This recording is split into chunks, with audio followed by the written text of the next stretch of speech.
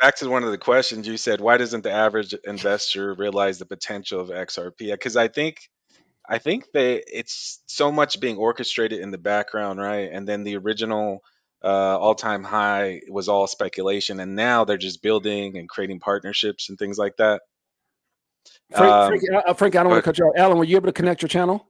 I don't know. I'm going to find out. Hang on. Keep So talking. if you look and see, I don't want to cut you off, but I know you have to be at 6. So if you can connect it, and you can send the same link that I sent to you to everybody else that's supposed to be on the show, and they should be able to jump right on.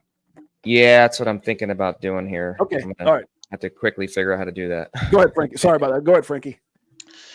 yeah, so now it's just a waiting game, right? Before everybody realized what XRP could do, and now that the foundation's being built to perform as it was intended, it takes a lot of patience, and the average person just doesn't have the patience, right? Yeah, I agree. I think everyone should have even just a little bit of XRP in their portfolio, just because of the pure potential of what XRP can do. Right. I don't think a lot of people have the patience to make that their primary holding at all. And if you look back, most people have made or amassed the most wealth by just being an investor, holding for a year or two. But not a lot of people are going to do that. They're just not going to do that. That's right. As easy as it sounds, right? Because you see one coin popping off, you see another coin popping off, and what people do is they sell their crypto, hop into this one, try to ride that one up, sell their crypto again, and try to ride this other one up. But unless you're very good at technical analysis, or if you have a large bankroll to flip cash around like that, you're gonna miss the boat. You're gonna end up with less crypto than you started with, or taken out, because you don't know what's gonna happen. That's true. So that's to my opinion, that's why a lot of people don't realize the potential. For me, it's like I do see it being delayed. This $2 billion just tells me that it's going to take a little longer than we anticipated, unless Ripple decides, to bite the bullet and say, look, you know what, I'll pay them, right? Which is possible. Which is possible because not that amount of money. Unless they have something ready to go where they understand they can recoup that money. But I don't see it. This just tells me it's going to take longer. Yeah. And if you're looking at the XRP to BTC chart, it doesn't look good right now. So that tells me this, between that settlement amount, proposed settlement amount, and the XRP BTC chart, it tells me that it's going to take a while for this to be settled somehow. Well, here's the thing. Number one is most people couldn't have fought as long as Ripple has been fighting the SEC and spending almost $200 million. And they realize that. And that pisses them off. That's why Library is gone. That's why they've been able to do all the things they've done with Debtbox. Everybody. So they realize that most people don't have that money. So what do you do when you realize that somebody can fight a $200 million battle and they've been victorious? How about screw 200 million? How about 2 billion?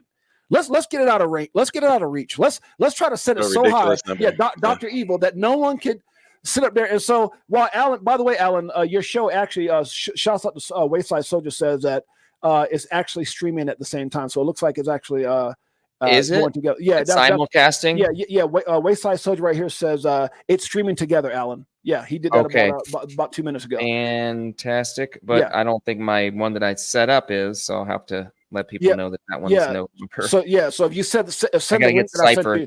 Hang on, I gotta.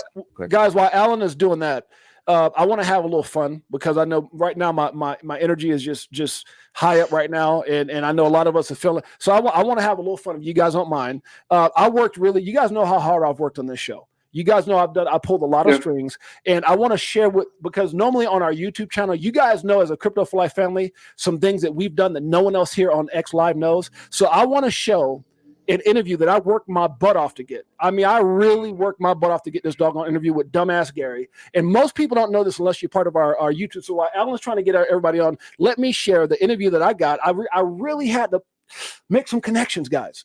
I think I called some people in Congress that knew Elizabeth Warren that got Gary Gensler's cell phone number. So I got dumbass Gary right here on the show, guys. Here it goes. Dumbass Gary, Crypto for Life. If you guys want to check it out, I'm going to play this for you guys. I hope you guys enjoy it. We put in a lot of work. That's all I got to say. We put in a lot of work. Let's see if we can get it on. This recording of an interview that we had with dumbass Gary. Here it goes. Can you please explain to the people, and I know that we've got a lot of stuff going on. And for some reason, it seems like when you start talking, my video is kind of messing up. Can you explain to the people what's your motives and just what's going on your end? Guys, this is Dumbass Gary right here, Crypto for Life. Hello. What's up, Gary? Can you guys hear me? We sure as hell can. I'm a dumbass. We know that. I'm sorry. What you sorry for? Can we settle? We've been trying to settle, but your stupid ass is asking for $2 billion, Gary. What's going on with you? I'm stupid. We know that. But I'll answer any questions you guys might have.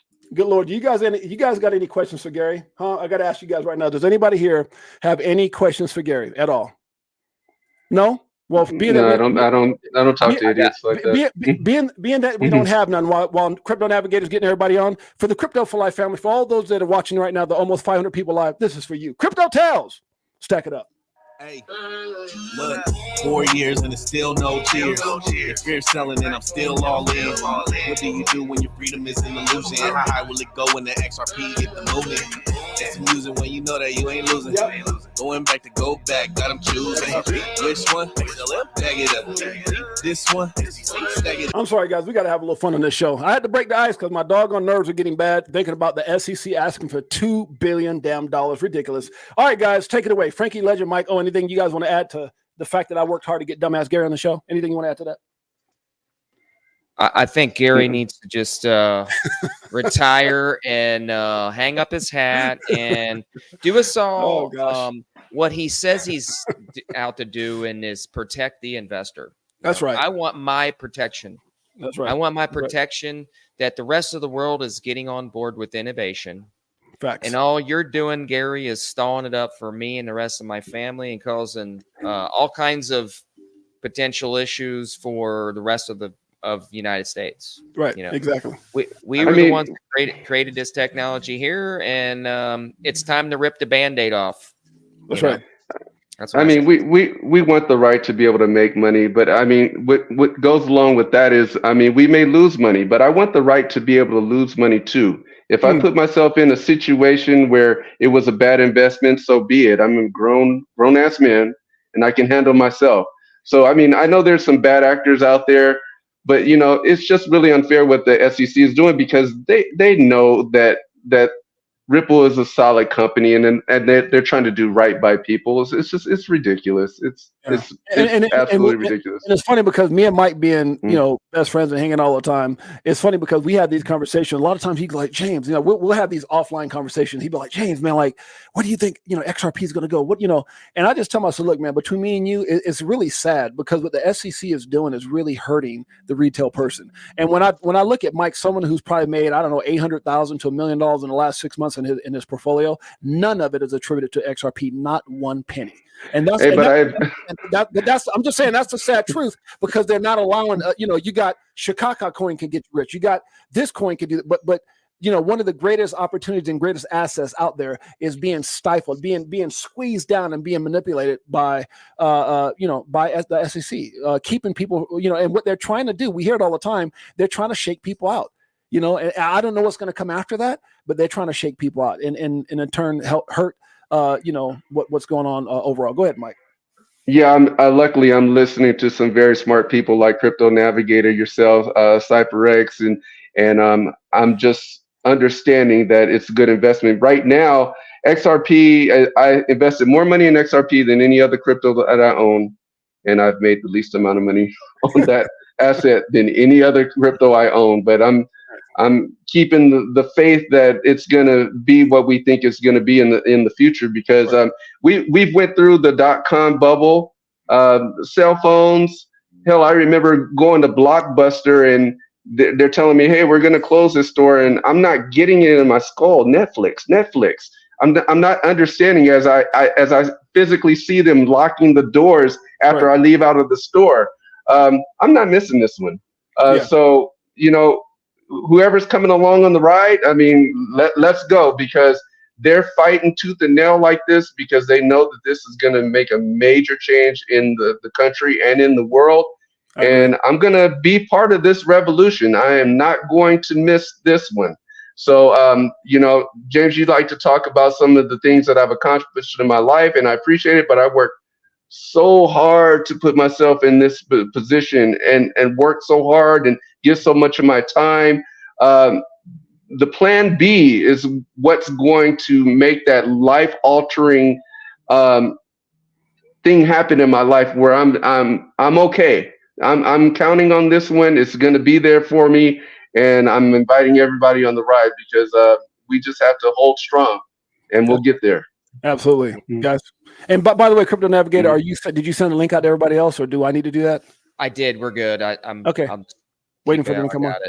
Yeah. Okay. Yeah. Okay. Yeah. So they can hop on at any time, and we can add them into the equation. Crypto Navigator, Frankie Legend. Yeah, regarding people hesitant to invest in XRP, I actually have a plan that kind of alleviates some of that stress. I use a company called I Trust Capital, which allows you to trade your IRA for crypto, gold, or silver, or anything like that. So what I plan to do is just keep that allocation or whatever money I have invested in XRP in that fund, right? That way, when it does skyrocket or whatever price it goes to, $100, $1,000, whatever it is, I can use those funds to retire on tax free. You know what I mean? Right. If you That's awesome. That's awesome. If you're struggling I got to a question about that when you're done. Yeah. Okay. If you're struggling to like hang on to it and you're frustrated, I would say diversify as well. Have investments into other coins. There's a lot of good projects out there, a lot of them. But keep that ace of spades in your back pocket. That's called XRP is my suggestion. Yeah. And you're right when you talk about other, and that's one of the conversations. And by the way, welcome Dual Citizen and my man GDLT. Welcome, guys. It's so crazy because I think they were backstage, Alan, and I didn't see them because I didn't scroll down far enough. So my apologies, guys, for making you guys wait back there. No problems. So go ahead, Alan. I just want to add. I forgot now. Oh you're asking Frankie to explain what he's talking about. Capital. Yes, I Trust Capital. Yeah. So now I'm going to bring the collective together for intelligence download here. Somebody's going to have this knowledge, so I get really good ideas, and I just got to go with it. Yeah. So insurance has been on my mind lately. Okay.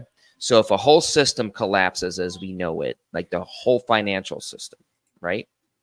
Is insurance going to collapse with it? And if not, tell me why it will not.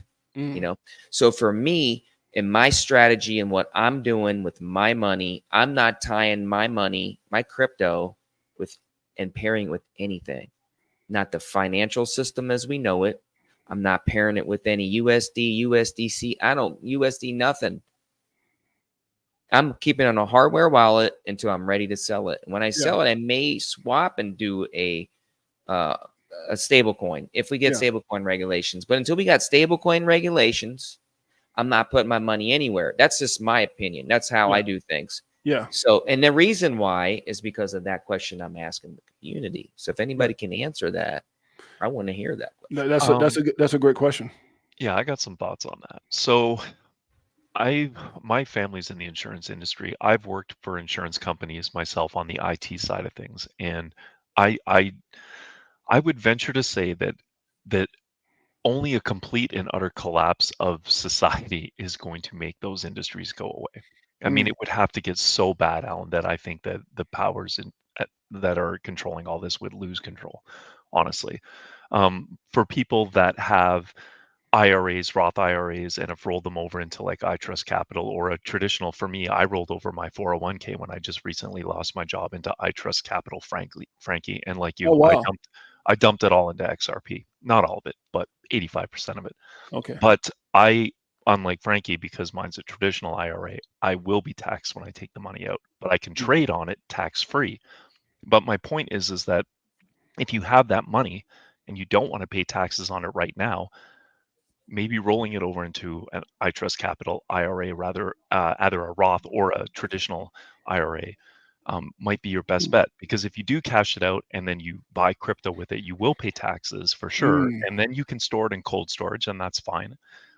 But to be diversified, to have it in two different spots, like I have some on my cold storage, I have some on my I Trust Capital, but the ability to trade tax-free on it is actually like awesome. Now, if it blows up and goes away, well, my 401k would have gone away anyway with that explosion also. So I see it as a win-win. I just don't see the insurance industry getting wiped out by this during this transition. I don't see that happening. But we're all speculating at this point. So right, and what we'll do is because Alan and I joined our two channels together for this, we'll co-host together tonight. So what I like to do is give DJ Jazzy, XRP, Dual Citizen, GDLT, and Diamond Hands an opportunity to kind of catch up on what we talked about, and that is your thoughts on this really jacked up, corrupted move by the SEC requesting $2 billion, as if that's even going to happen, and the FUD that is created within the XRP community.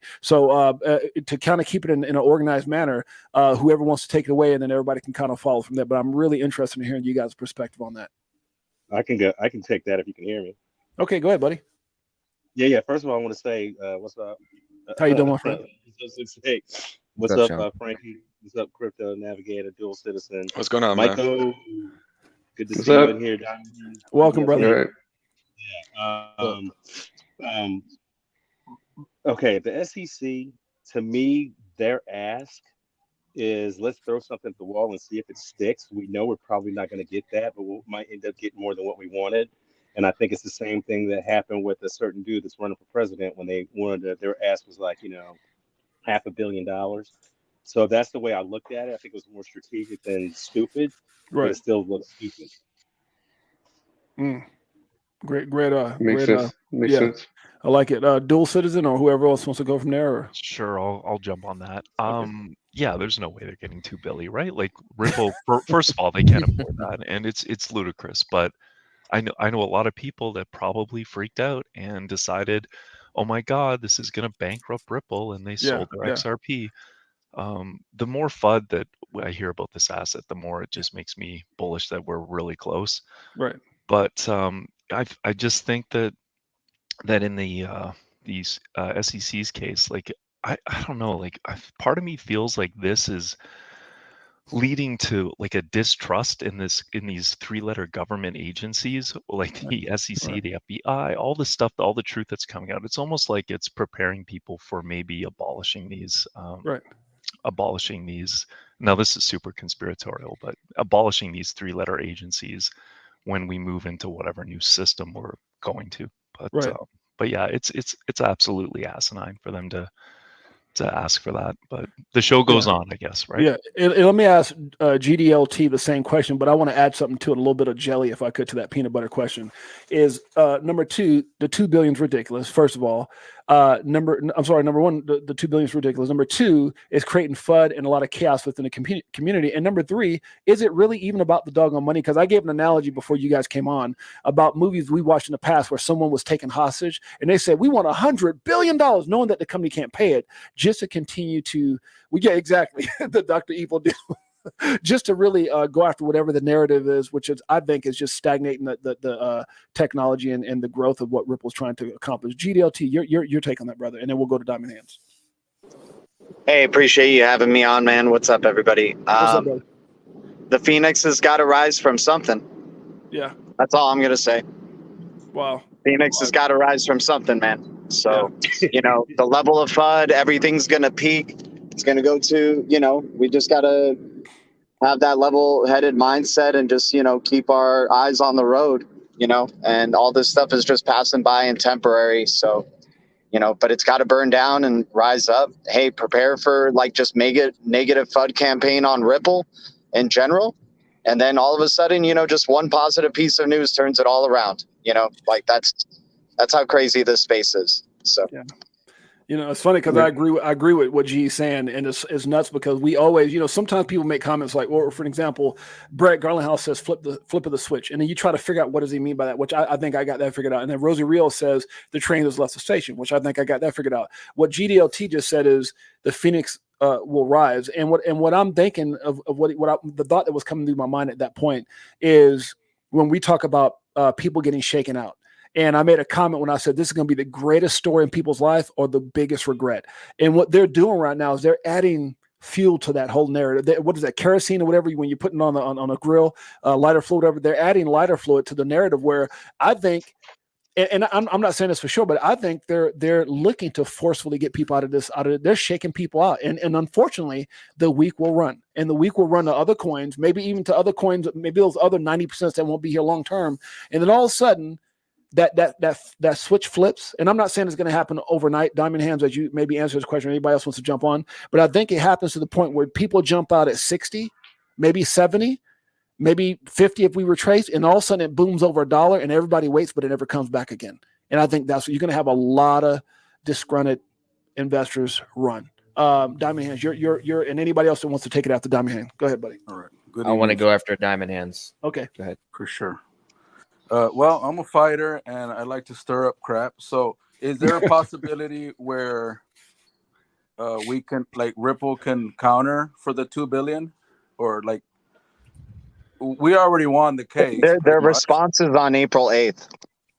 Ripple's response is on April 8th. Correct. But is there, I don't know if y'all are lawyers or somebody on the panel, but can we counter, like, for the 200 million or the 2 billion and say we've already put a lot of money into it? Can a judge pay that? Would that make the SEC run? Yeah, I mean, it's not a ruling or anything like that. They're just asking for that. That's what the type of judgment that they want in the case is. But they can counter them at $1 if they want to. Yeah. The SEC could have said we want Brad's next 5 kids. They could say anything they want to say, as ridiculous it may be. And then obviously, like I think it was Dual Citizen or someone just said that it will be something that will come out when Ripple responds. I know Alan wanted to go. We also just added an Apex Crypto. GDLT seems like he has something to say as well. So whoever's going to Alan, I think you were next. I know Apex just jumped in, so I'm gonna let him go, and then I'll go after him. Okay, so do you want to tell Apex what the subjects were, Alan, since you're co-hosting? What we're talking about? Yeah. So Apex, shout out to you, brother, for jumping in. GDLT, Diamond Hands, Maiko, Dual Citizen, Sean, always pleasure. Frankie, appreciate you coming in.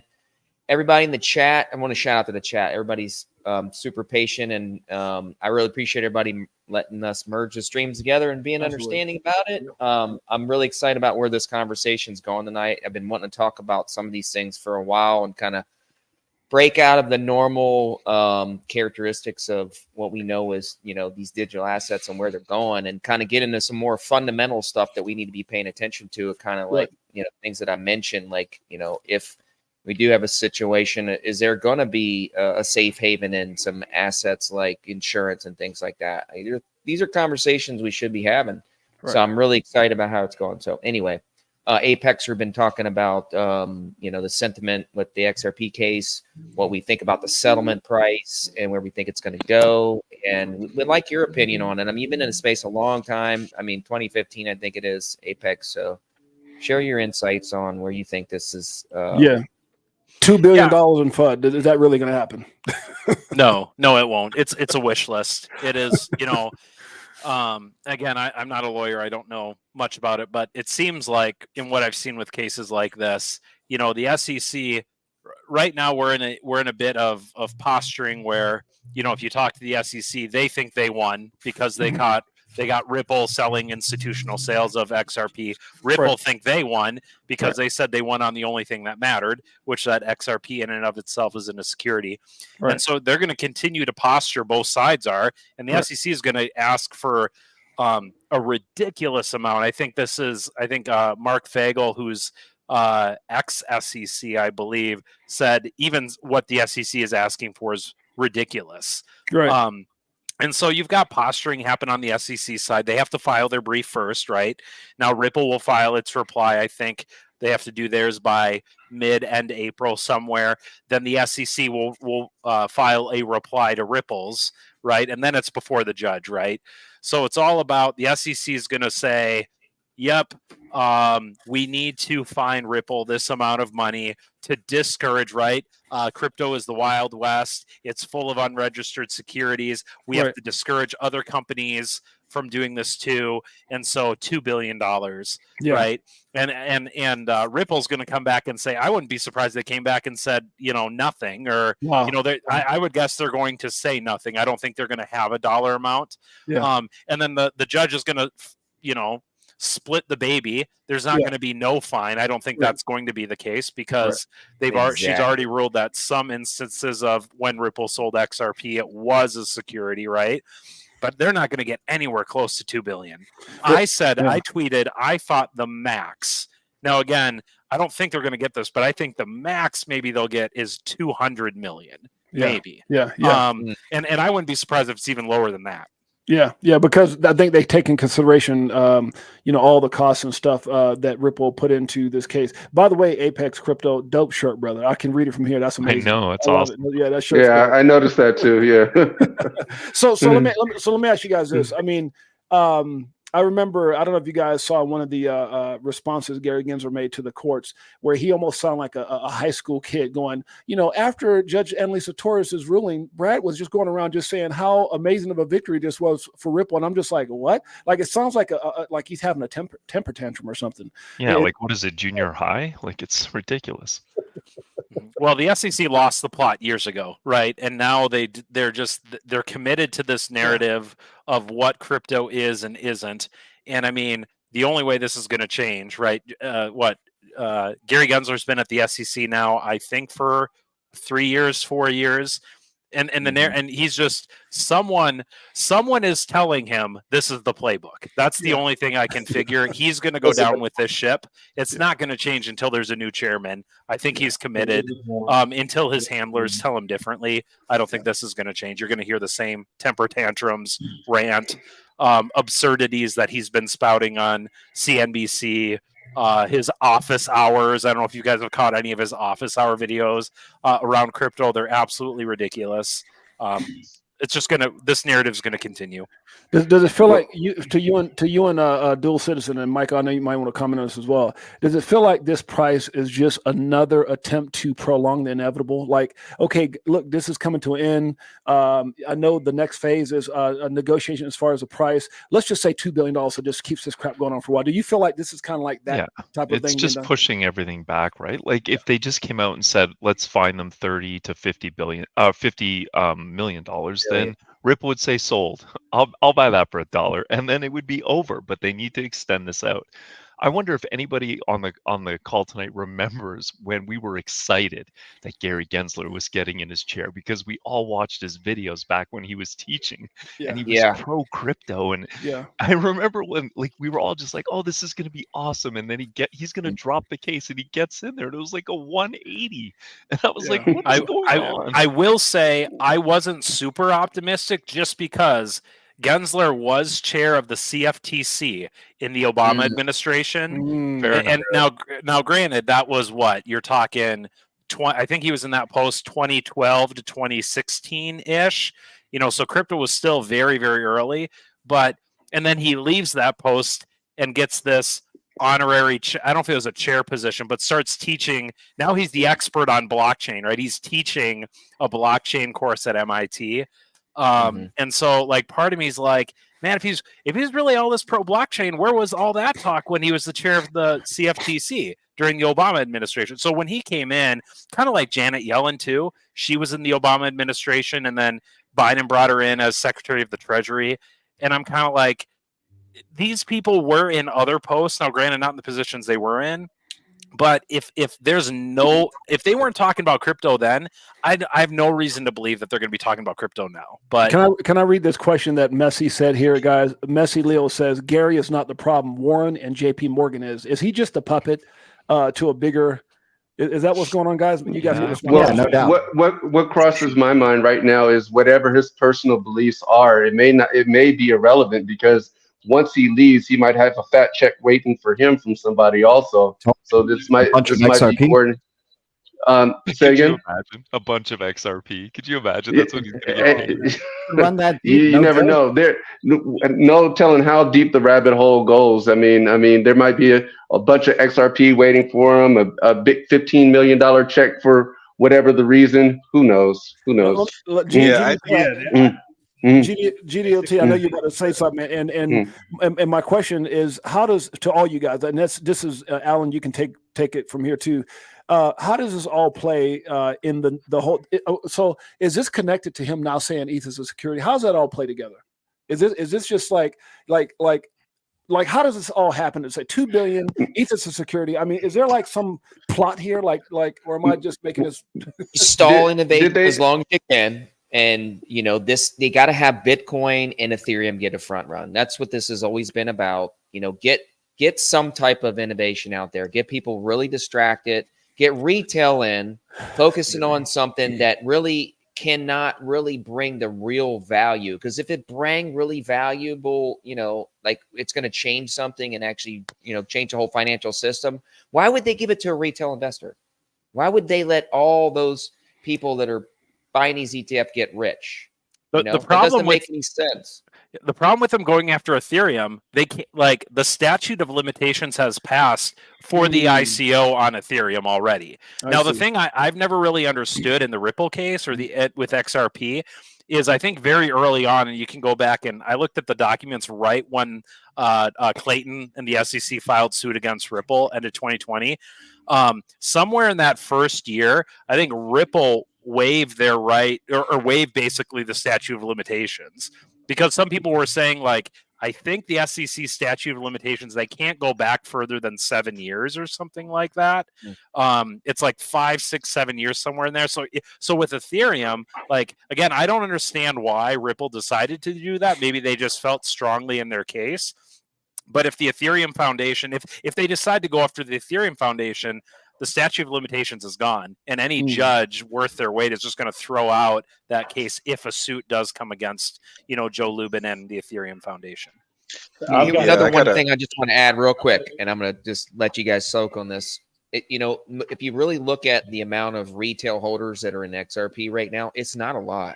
So, if we're in this late in the game to where they're trying to shake out the rest of the retail holders, there really isn't much left. You know what I mean? Yeah. It's big money that owns these tokens right now. So I think we're at that max shakeout. Like someone put a comment in there, and they're gonna, maybe drop it to 50 cents to shake out the rest of the paper hands. There really isn't much.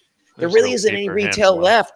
I mean, you're not selling at 50 cents. I'm not selling at 50 cents. Nobody's selling at 20 cents. Exactly. We're buying. You know what it feels like? It's like this. I'd be buying. Does it feel like to you guys that like there's some of us that say we know what we hold, and I know we do, and then there's some of us, or some of them, I won't say us because I don't think it's anybody here, who were like paper faith holding XRP, and everyone always had that question of why are they selling XRP? They were just so confused, and as soon as this happened, everyone started turning against each other. So you almost feel like this was strategically done to cause chaos in the community at the same time asking for ridiculous amounts of money. I'm gonna turn it over to you guys and make a comment on that. Yeah, I had something I was going to add into what you guys were saying, and I think it's something that I'm not saying it got lost, but some people may have forgotten about it or whatever. Is that you guys remember back in 2017? There was like 15 guys from JP Morgan that went to Ripple offices, and I know they went in there with their hand out asking for a big ask, and Ripple was probably like, no.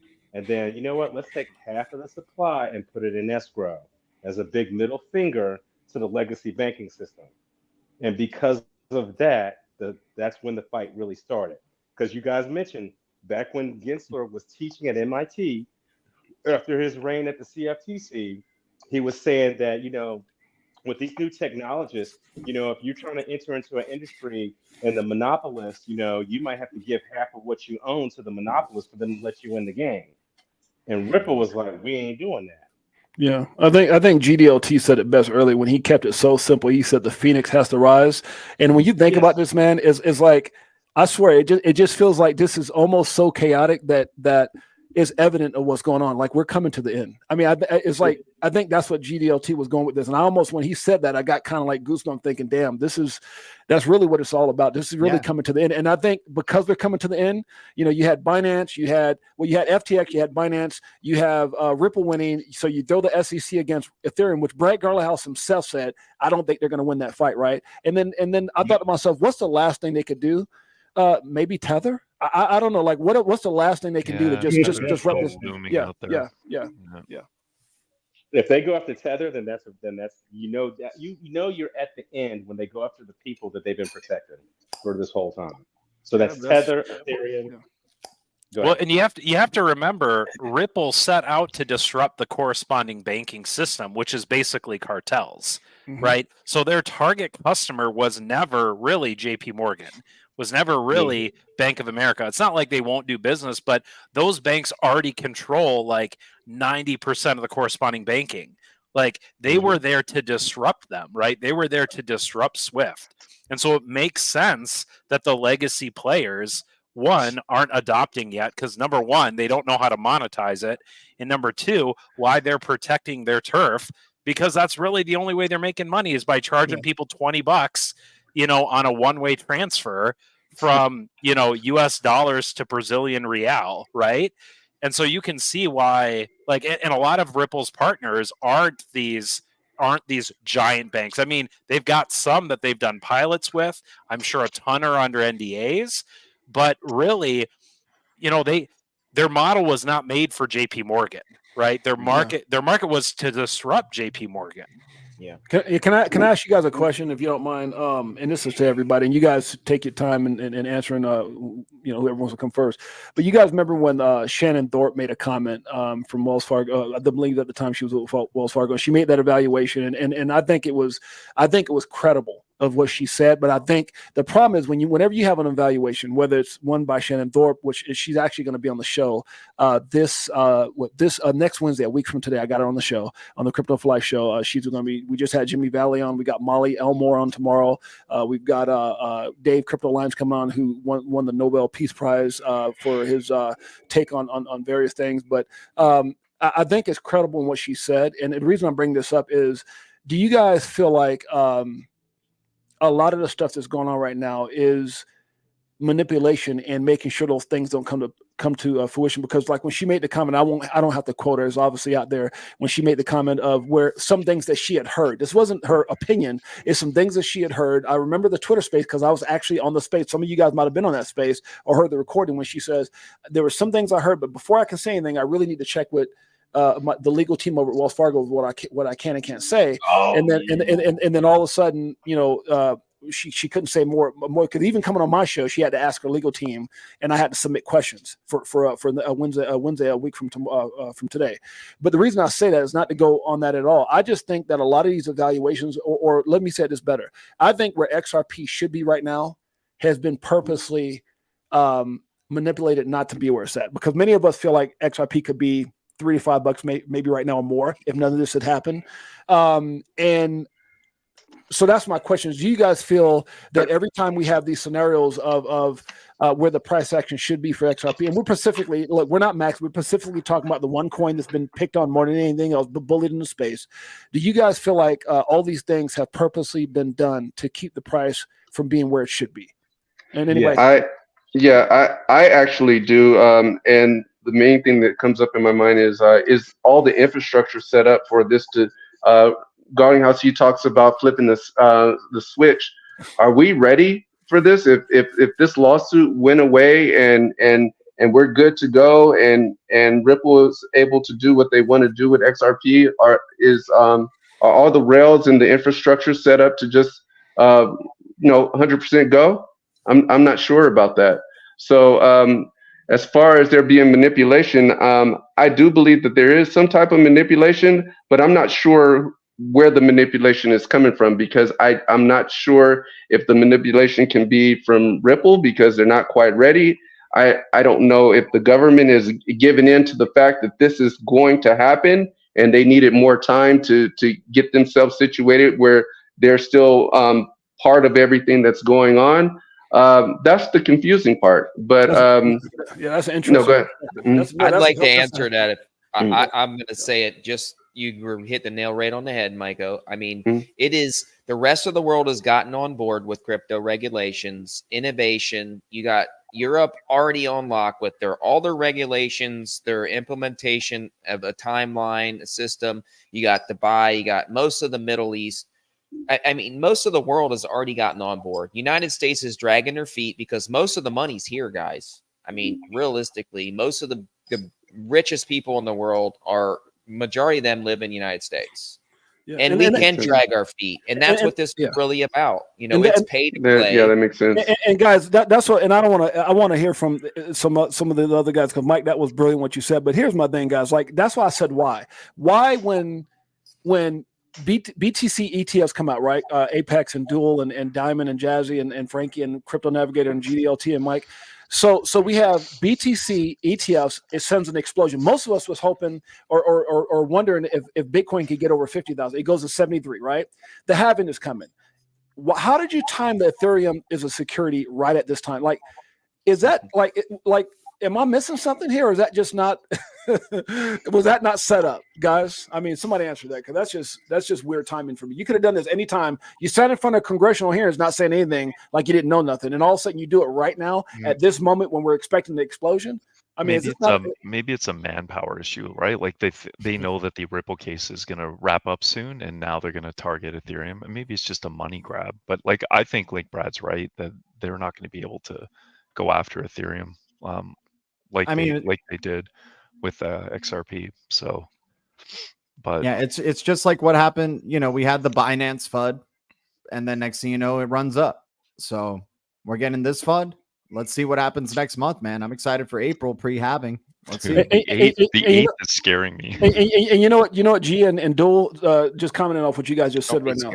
I had this like thought that when Brad said, I mean, he immediately said he thinks they'll lose against Ethereum. I almost wonder that they know. Like, I think it was one of you guys, maybe Apex was talking about the statute of limitation. I wonder if they did this as an attempt to just put it out there, knowing that they would lose, so they can go ahead and approve Ethereum ETFs. Like, is this like an attempt to let's just get it accelerate over? Yeah. Like let's make people feel that we did the right thing. Although that even Brad said they're not gonna, they have no chance. So if what Brad is saying and kind of like Apex, what he said earlier, maybe this is just a game to get, to make us feel like there was some kind of like justice, so we don't feel just picked on XRP. Like they went after Ethereum knowing that they can't win, so they can go ahead and JP Morgan and Warren says, get it done, make him feel like something happened, so they feel like justice has happened, and then let's get this damn Ethereum ETF out. You guys that's smart. Yeah, and you don't want Ripple being the one that gets all the spotlight, right, to the normies and everything like that. So you have to bring others into the fold that they go, oh, okay, they're going after the whole crypto space. They're not just going only after Ripple. I absolutely think that was the case, James. I think that they're looking for a better entry price. I do think they want to expedite the situation with ETH to give it some type of clarity, or even if it's, to come out and say, oh, it's past the statute of limitations, we're going to go ahead and issue a fine or something, just ahead of that ETF, so that there is confidence in the institutional investors to purchase that XRP ETF. Because I had a moment where I felt vindicated. I had a moment that I felt proud, right, guys? Like when they said ETH is a security, I said, damn it, justice, the truth. And then Brad comes out and I said, wait a minute, maybe there's something else here. Like they're playing a game. Let's get this out and make people feel hoorah. And then all of a sudden, boom, Ethereum ETFs are launched. That came right at that moment when I heard Brad said, there's no way they're going to win. Anything to get a better entry price, anything to make a delay, anything to shake any hands out, whatever's left, which gives you the better entry price, that's their game. That's always been their game. That's the way the stock market's been running for like the last 100 years, 150 years. And the only thing that makes me feel like it's a bunch of crap, like a G and Apex and Duel said, is because look what they did with FTX. The guy's in prison for God knows how long. He's got all these felonies, but the one part of his case, which is why I feel this is not going to go down the way people think, they dismissed all the politicians that got paid with stolen money. They dismissed that part. So if they could dismiss that, shocker. If they could dismiss that, you think they're going to let Stephen Narrows files? I mean, I'm just saying we don't know because they can dismiss all that crap they got. And what's so crazy is that we accept it. We're like all those 10 felonies, and they just say we're going to okay. It's like us to people, okay, no problem. We don't got to know who got all the money. I'm like, what the hell? What are we supposed to do though? Like, I don't think there's anything we can do. That's the point. There's nothing, dude. That's why I'm moving out into the woods. Okay, you have to take your take its course. If what's going to happen, you'd have to have a prosecutor. You'd have to have a prosecutor, a federal prosecutor, bring charges against. And all of the federal prosecutors are appointed positions by the administration, right? So it's like they're either playing for the red team or the blue team, and they don't want to indict people from their team, right? Because that's how they got their job, right? That's the only way those get prosecuted. Check this out, brother. And I don't mean this as a race. I mean all of us as people. We're all family here. We're all American. Even if you're not American, but we're all. Hey, James, can you let Cypher in? Yeah. Oh, I will. Let me say this. The worst thing you can do is make a slave feel like they got an opinion. No, I'm just saying, like what I mean. What I mean by that is this: all of us as people, we're slave to the system, and the one thing that they you know, when the whole FTX, we actually thought our opinions mattered until they said, "Oh, we politicians, we're going to throw that part out," and there's nothing we can do about it. And I think it's the same thing, you know, that happens with Ethereum. You know, what's really going to happen? Whatever they want to happen.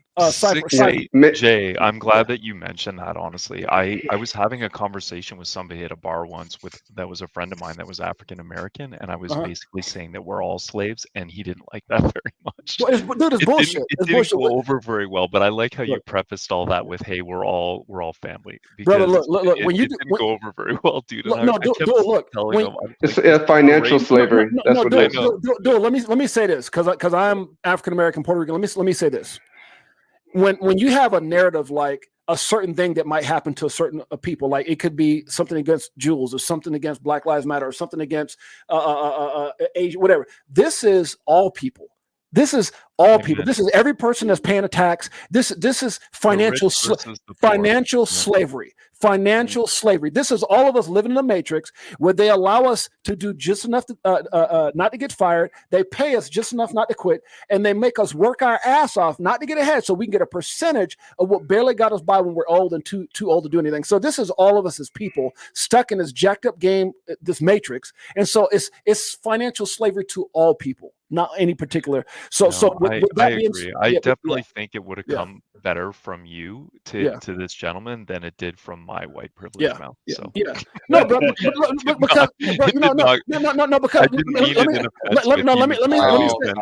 let me say this, and I want to hear from Cypher. What does crypto represent? And you guys tell me if I'm wrong. If I'm wrong, damn it, tell me I'm wrong. This is what this show's about.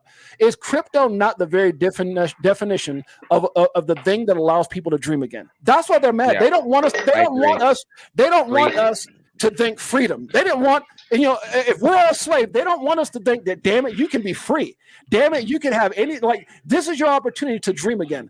That's the biggest threat to the SEC, United States, or whoever you want to say, is that we all have the equal ability, the fairest form of capitalism there is to win. Cypher? Yeah, what's going on, everybody? Hope you guys are doing well. Yeah, I completely agree. I think that right now, crypto gives the normal average person the opportunity to completely revolutionize and change their lives financially. And these global elites, they want to keep the power centralized. They don't want to give the people the power. And that's what cryptocurrency at the end of the day, it truly does.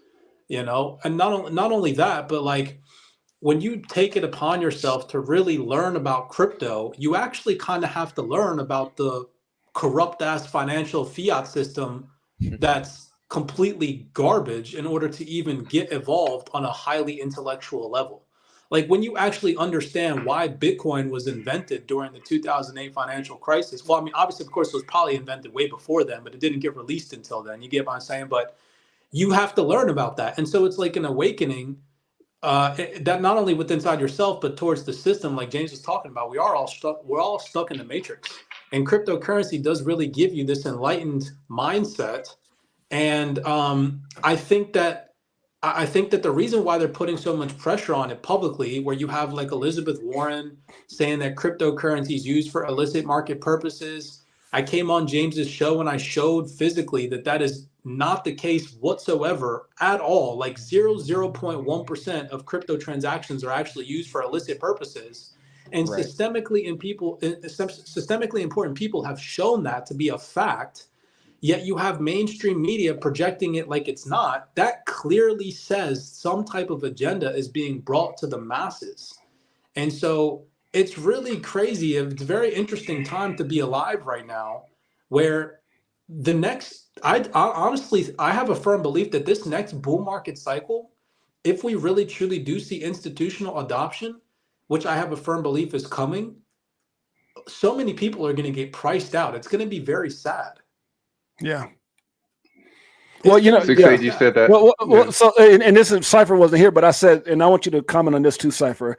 The $2 billion, isn't that just that's not real. I mean, like what's the agenda behind that? Because $2 billion and what they've created by, what everybody fighting in the XRP community right now, and Ripple spending. I mean, it's almost like it's like a movie. When I was saying, like when someone like in these movies where the guy kidnaps the president's nephew and says, "I want $100 billion." He doesn't want the $100 billion. Right. That's not the point.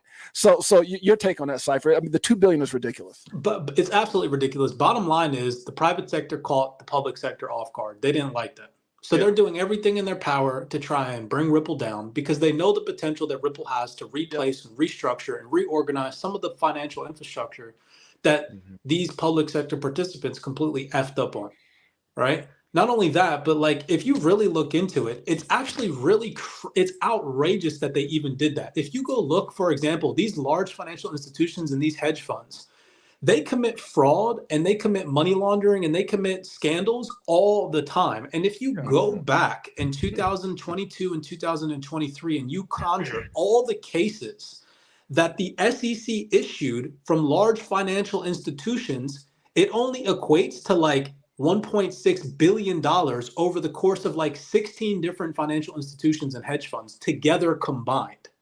So together combined, organizations that are actually committing fraud, that are actually committing illegal activity are getting sued these very minuscule, tiny amounts. And then you have Ripple, a technology company that's set to replace and restructure our financial system, getting sued this outrageous amount. Like I said, back to the Elizabeth Warren thing, there's this clear agenda to try and stall adoption, to try and stop this technological transformation, because these mother truckers, they know they're not stupid. Yeah.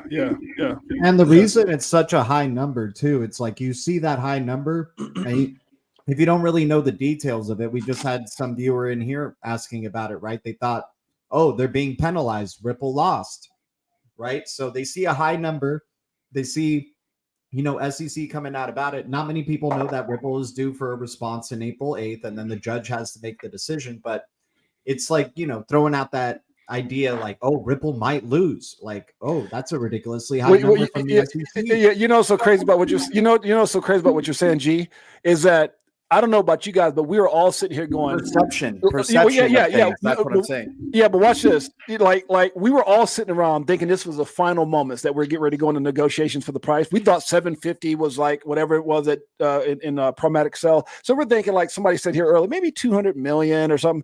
And then what to me, this is an attempt to kill hope, because we were all going, this is coming to an end. This is coming to an end, and they did go boom. $2 billion. We're like, oh shit! Right. And a lot of people decide to jump ship. Oh, screw this! This is ridiculous. It's never going to end. And so it's like they do everything they can to kill the damn hope and keep the narrative going. I mean, it's ridiculous, bro. That's literally what I feel just happened. I don't think the judge grants $2 billion in penalties. No. I mean, logically speaking, the judge, if you look at the court case on a zoomed out perspective, has been more so on Ripple's side than it has been the SEC. And I just don't think, I mean, I'm not going to sit here and say that the judges aren't paid off, because by all means, I think all judges are to a certain extent, Yeah. And there's been clear manipulation in this court case to extend dates and prolong events and blah, blah, blah, blah, blah. But I just don't think that Judge Analisa Torres approves a $2 billion fine, because she actually does have some pretty sensible reasoning. I agree with what you're saying. I think what it is coming out with that $2 billion is the fear, because it's like when COVID happened. They said, oh, some guy in Asia danced with the monkey and then brought it over. And I mean, it's so stupid, it's so redundant that it's like it just causes chaos and confusion and makes people like, you just start. It's just chaos to me. I don't think it's about the $2 billion. I never did when I heard it. I think it's purpose chaos, because look, we're still at a Bitcoin halving right now at this point in the game. We still have ETFs starting to launch on Bitcoin. They haven't fully implemented yet. We're trying to cram in an ETF for Ethereum at the same time. Then we got XRP trying to settle their case. You can't have all three going at one time.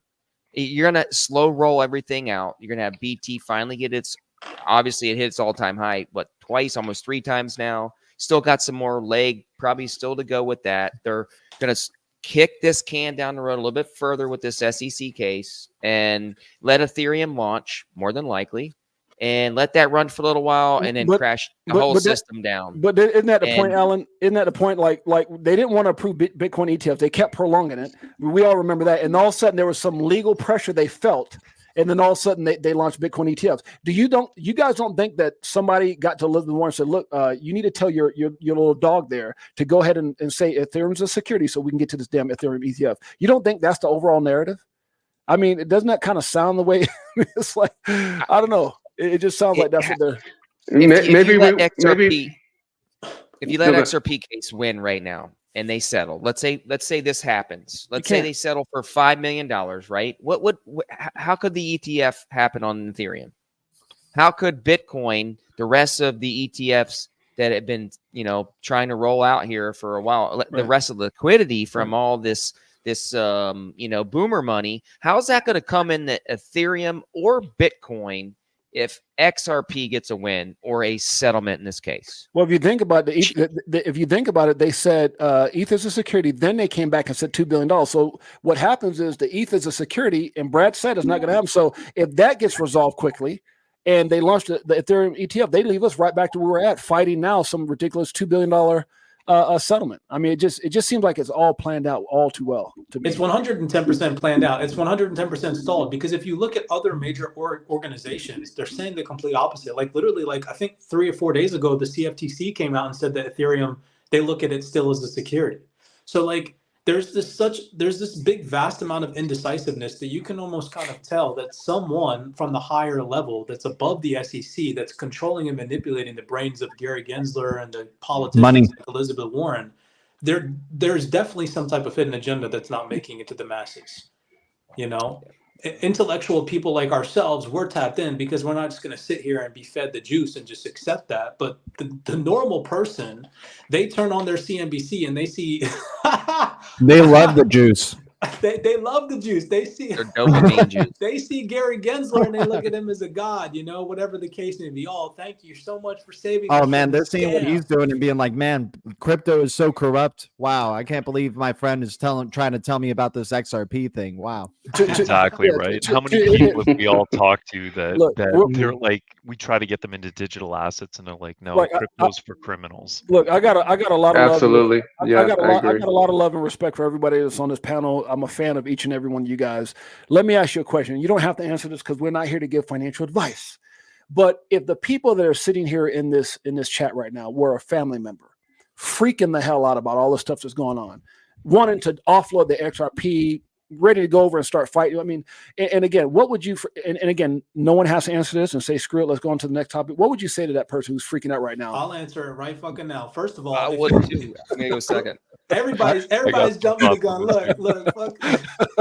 I'd be like, here's my public address. You can burn it over here.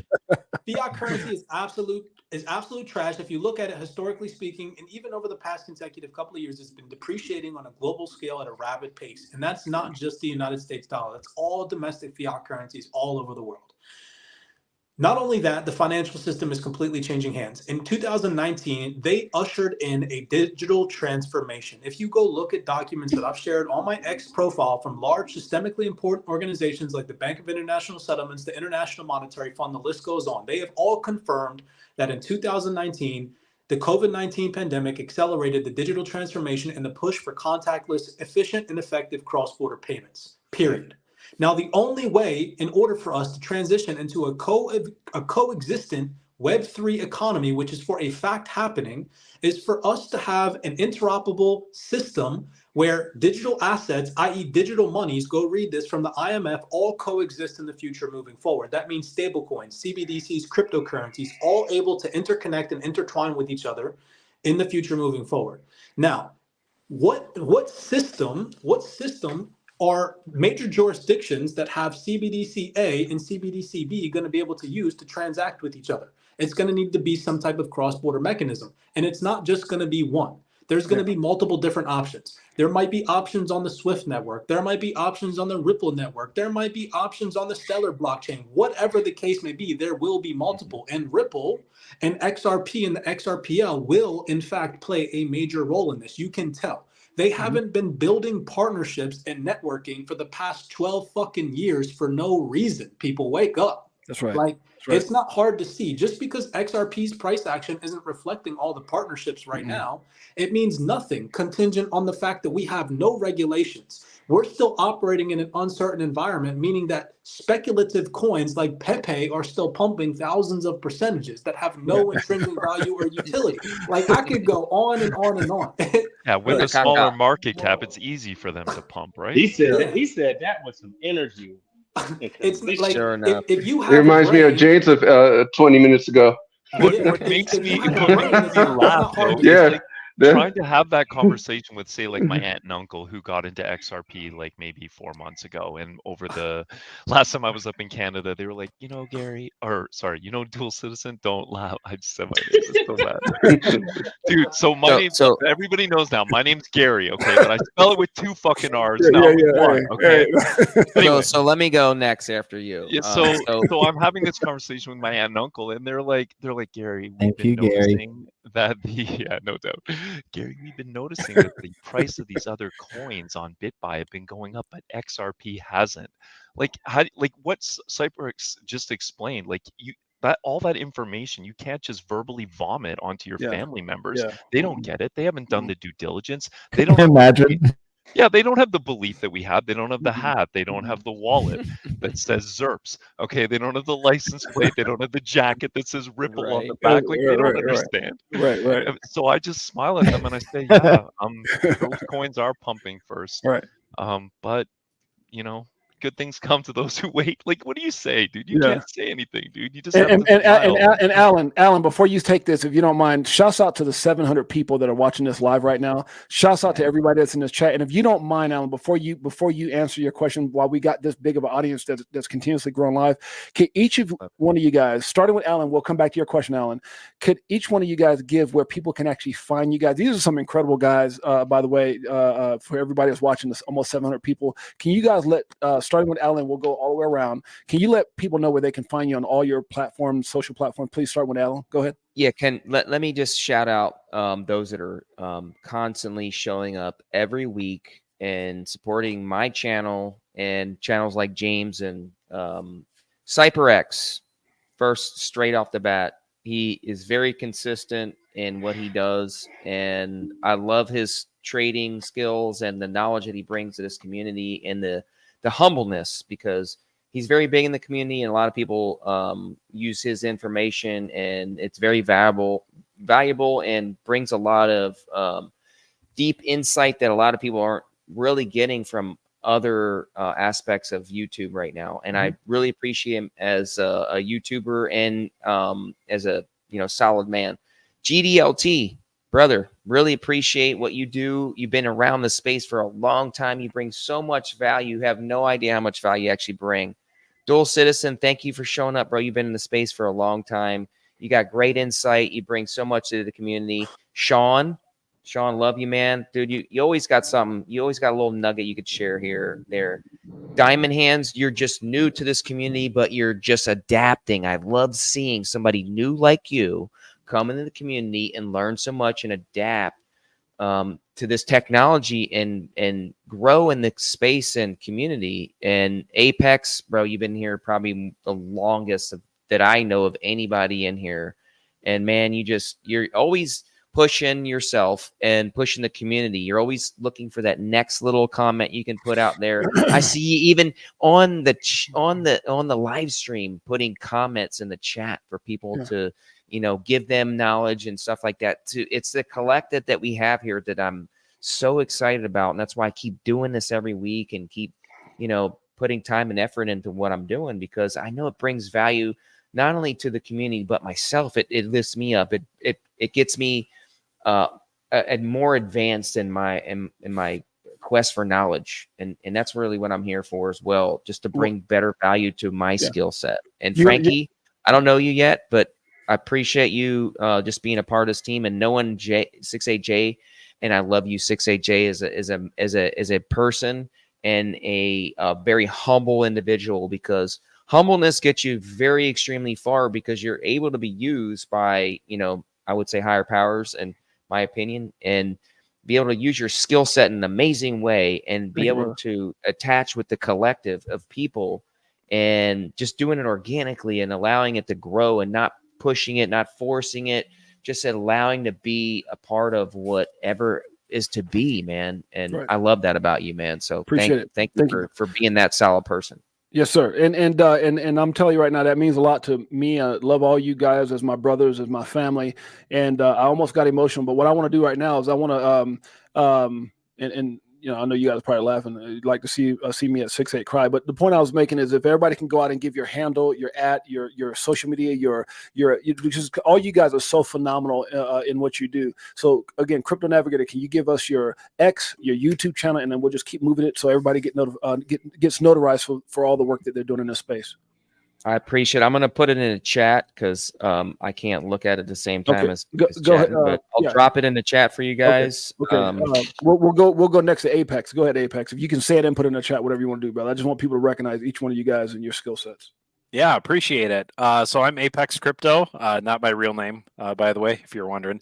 You can find me on X at Apex Crypto Alpha. I'll drop it in the chat. And I also have a Medium blog where I publish quarterly reports on blockchain development. It's called the Blockchain Builders Report, where I publish stats on the top 200 blockchains by market cap and the developers that are building on it. And that's a Medium blog that is linked on my X as well. I'll drop my Medium blog and X in the chat. So appreciate you, 6J. You got it, brother. Anybody who has a platform, please let it be known, whether you're big, small, or anything. Please go next. I can go next. Go ahead, so on here, I am DJ Jazzy XRP, not to be confused with DJ Jazzy Jeff, because he's a real DJ. I was a part-time DJ in the 90s, but on Twitter, my handle is at Dizzy Helly Cam. Long story from way back. But I'm best well known for hopping in other people's channels to help co-host, whether it be with Rain, Boardroom, 68J, or Crypto for Life, Crypto Navigator, whoever wants to have me on. I did one show with the OTC boys a few years ago. So that's just me jumping in. Yeah. And we got 700 people live. And what I want to do is keep everybody's attention because we got a lot more to talk about. So let's get these handles and get back to the crazy discussion that we've been on right now. So next, whoever's got a platform, let's get in and get right back into the heat. Cyber. Yeah. Hey, what's going on, guys? Sorry, I don't know what just happened. My internet cut out for a second. What's going on, everybody? James, share your credentials. Can you guys hear me okay? Yes, sir. We got you, brother. Sweet. Crypto Navigator, as always, it's a blessing to be with you guys. You guys can follow me on X at C Demanencore. That's my first initial and last name. I'll drop it in the chat as well on the computer. I'm on my phone right now. Right. And then you guys can follow me on YouTube at CyberX Trading. I'm also over on Rumble at CyberX Uncensored. I'll drop all that information in the chat. At the end of the day, CyberX is an educational platform where individuals can come and learn valued material on how to really take hold and take charge of their investing and trading career. We teach fundamentals, we teach technical analysis, and we teach psychology in detail, no beating around the bush, going straight into the real necessities as to what people need to become successful in this market. I myself have been heavily invested into trading and investing for almost 9 years now. So it's been quite a journey. As for 68 James and for Crypto Navigator, it's been such an honor to just network and connect with you guys. I've been an advocate of saying that now is the time at such a nascent part in this digital asset space to build these connections, to really integrate with people and communities that actually can make a stand and make a change. Because when we do experience this life-changing wealth that I have a firm belief we all are going to experience over the next consecutive couple of years, if you're diversified in the right assets, we're going to be the people that are going to the new summits. We're going to be the people that are hosting the next events. We're going to be the people individuals that are trying to onboard into this space and look for valuable content are going to go to look for. So it's really great being in a community with you guys and showing up on these calls, albeit I know that my schedule's changed recently. So it's great that I have the time tonight to join you guys, but I look forward to many more conversations. And then also our podcast that I'm doing with Mr. Aquaman, I don't know if you guys know, but we started that last Friday. So every single Friday, you guys can come and tune into that podcast. I know 68 James is going to be a guest on the podcast. I'm going to have Crypto Navigator eventually. And any of you other guys, if you want to come and just talk, we're going to be able to upload that information on Rumble. So we have such a more broad perspective of what we can actually talk about. It won't be censored. So if you guys do want to jump on that, if you want to be a guest on that podcast, which we host every single Friday live on the X Space, come and tune into that. Again, just follow us on X, and my X handle is CDemandingCore, and I'll put all that information in the chat for you guys. Love it, my man. All right. G? I just wanted to say my name is Mike O. I'm here mainly. I'm not live on social media, but I am here as a strong supporter of this community because I have a lot of confidence and faith in the information that's being put out.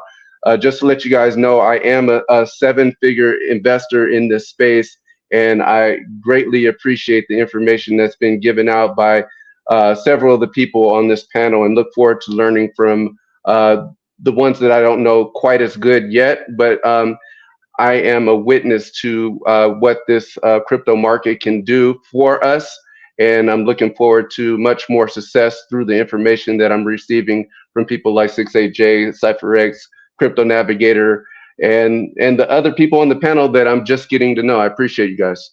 Yeah, Michael is one of, and that's why I love having people like Mike, even CypherX, who's a six-figure trader and seven-figure earner in this space as well. So, G, all about you, brother, because you're one of the goats in the space as well. Appreciate you guys. Always good seeing you, CypherX and 68J, Crypto Navigator, Frankie Legend. Nice meeting you, Maiko. Everybody here on the panel. Much love to you guys. I have an X. It's G_DLT1, and I have a YouTube at GDLT1. If you're looking for a YouTube channel where, someone won't tell you what to do, and my skills is hanging out with the Blue Crew and the Green Giants and just talking crypto, and we keep it crypto. And that's me. Who else? Apex? No, Apex went. Did Apex? Okay. I went already. I'll go quick. Yeah. I'm sorry. You guys can find me on X at Dual Citizen, all smushed together with 3s is the E's. And no summits for this guy. After we moon, I'll be in the woods. So nobody, I don't know what to tell you guys. I'm old, okay? I'm done working. This, you guys are all like, we're gonna do this and do that. No, I'm gonna be flying a private jet. I've got a pilot lined up, and I'm gonna be freaking in the woods in between travel. So is Nerdy in the background, James? Dude, let me see right now. But Duel, I love that, man. He just kept it straight, man. I'm gonna be on a jet and a yacht. Screw all that working. Dude, I'm tired, man. 25 years. I'm tired being a slave to work. I'll be doing things. Trust me. I love it. I've been working since I was 14. Trust me. I know what you're saying, Duel. I don't see Nerdy anywhere. Who do we leave out? Diamond, do you have or Frankie? Do you have platforms you want people to follow you guys on? Nope. Okay. On X, just spell Diamond Hands, and then I come out on Boardroom just for support. Okay. That's on Tuesdays, and then Coffee Time on Sundays with the guys. So that's basically it. And I know why the space is getting manipulated is because I haven't got my bag up yet. I'm not as rich as you guys. There you go. So y'all better pray that I sell my properties so that I can back up the truck, and then it's gonna moon. So until I get my bag up, you could sell that couch you're sitting on there. Hey, buy some luck. I can make it moon tomorrow. If I just go liquidate my XRP position, dude, I guarantee it'll go up tomorrow. That'll be the day. By the way, guys, make sure you guys support all these guys. Also support our Crypto for Life channel. We've got, like I said, we've done some incredible interviews here. Jimmy Valley was on the other day. We've got Molly Elmore on tomorrow. We've got Shannon Thorpe on next Wednesday. We've got Dave XRP Lyons on next Monday. We've got some really big names coming up that I'm really excited about, and we'll wait for them to get legal clarity as some of these people have to do that before they come on the show. So we got some really cool stuff going on, guys. And I just want to say this, guys, there's a reason all these people are here. And what I love about what CypherX says, you guys understand, we need to do more of this. We all try to fight this battle individually, and it can get exhausting. We all have good days, we all have bad days, but together, even though each one of us are amazing, together we're phenomenal, we're strong, we're unbeatable. And that's what we have to understand, guys. That's why this platform is so important, that me and that myself and Crypto Navigator has, and all these guys. We're just one big family. One guy, I don't care if a guy like Mike is worth tens of millions or Cypher is doing 6-figure trades daily, or he's a 7-figure earner. We all have stories that are going to inspire those who are looking upon us. So I think the way that we do that is together. I think this thing could be huge. I like to keep this thing going, which we call hanging with the fellas. Because, and I expect a lot more people to want to join us. So I just want to say thank you guys for being who you are in your own way. I'm a big fan of each and every one of you guys. I've either followed or met you guys. I don't think it's by accident. I think this was supposed to be, and I hope that we stay really tight and connected and continue this message and this fight for what I call freedom and what I call ending financial slavery together as family here. So thank you guys very much. Anybody wants to take it from here, go ahead. Yeah, I was saying earlier that the Phoenix has to rise from something, and the FUD is only building up more and more, and they're finding more and more unique ways to trick our eyes and trick what we read, and trying to get us to think one way or another. Hell, even inside actions with DevNull Productions and Sologenic showing some shade now towards Ripple. Very interesting times and very convenient timing, and we're getting closer to full-on ISO 20022 ramp up and adoption going in March 2025. Sure, they may delay it. I'm prepared for whatever delay, but I think it does take some time to see these, see it as part of the show. Right. I think you have to be in this space for a good long time, because at the end of the day, I'm still able to send XRP to you guys, still able to make a safe, reliable, fast, cheap, easy transaction to you guys. The tech speaks for itself. It looks like somebody's trying to get into the stream. It looks like we have a nerdy and Tails. Yeah. Okay. So well, before you, who said that? Duo, I can drop off. Oh, okay, no. I mean, so here's what I want to say to you guys is that before we do that, because I know they want to come in, and if somebody wants to exit, that's fine. But what I was going to tell you guys is that does it feel like should we be shocked? And I know Cypher probably going to answer this, or G real quick. Should we be shocked at the fact that this is all happening? Because if this was easy, if XRP was never sought after, if this was just really about the people and making sure that this is the greatest opportunity of a lifetime, wouldn't there be way too many? I mean, is that really the issue that the government, or at least the American government, doesn't want to see that happen? Is that what we're dealing with? Should we be shocked that this is all happening, or is this just another way to control, kind of like, and I hate to say this, guys, like COVID? Right, a way to just kind of control the population. Is this like a control of those who they realize some of us are going to get through the cracks, some of us that have strong beliefs, but they don't want the masses to get wealthy in this. I don't think it should be looked at that way at all. I think let me put it this way, okay? If you go back and you look at technological revolutions over the past, let's just look at this generation, okay? Over the past 100 years, every single technological transformation has these naysayers. However, the people in the know, the people that you talk to, i.e. the people behind the scenes, let's just go look as early back as the internet revolution. The vast majority of us are old enough to remember that, as long as you're within the age of 21, give or take, right? 21, 25, you can kind of remember when that happened, when you could really start to use AOL Instant Messenger to communicate with people and so on and so forth. You had these people outside of the people in the know that talked down on the technology, that said that it's never going to be or be put into existence or be used in the mainstream. But now, if you're not running on an internet computer, or if you're not running on a server where you can send and streamline emails and messages and all these things fast and efficient, your business most likely fell behind and went under. It's the same thing right now with blockchain, cryptocurrency, and fast payment technology. Everybody on the outside that's not in the know is talking down on it because they don't do enough research on what's actually happening behind the scenes. But if you go and you talk to Citibank representatives that are actually on the digital asset team at Citibank, they're going to tell you, oh yeah, this crypto space, it's going somewhere for sure. It's going to be a multi-trillion-dollar market cap in the future. If you go talk to people behind the scenes at Broadridge, for example, you can even go just look at CEO interviews that Broadridge has conducted, where the CEO literally said word for word what I'm saying right now, that the people in the know, they know where this market is going, and the people on the outside have this tainted perspective because of what's being portrayed to them. But that's what I'm saying. So my point is that that's what I was trying to say. Is this a way for them to keep the masses out, Cypher, like the SEC and Warren and the government? That's what I'm asking. Like, not that I believe absolutely, that, it's definitely a distraction. It's definitely a distraction, but at the end of the day, I think that they're tactics, but I think that that's just normal politics. That's just normal politics. It could be all that, but I also remember when the internet just came out and they had dial-up, and I remember jumping on the computer saying, "Okay, I'm going to use this thing called the internet," and you get this, and I'm sitting there waiting for a minute to pass, 2 minutes, 3 minutes, and I'm like, "The hell with this," and I left it alone for a couple of years till I realized that I missed the boat on that one. So it's probably a little bit of everything. But you can only miss the boat so many times before you realize that, hey, you need to jump aboard one time if you're going to drown. Yeah, what a great analogy, Mike. What a great analogy.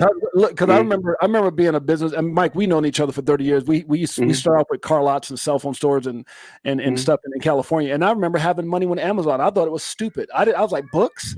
That's stupid. And I just walk and the Kindle Black, that's stupid. And I think back now when my friends were telling me to invest in it.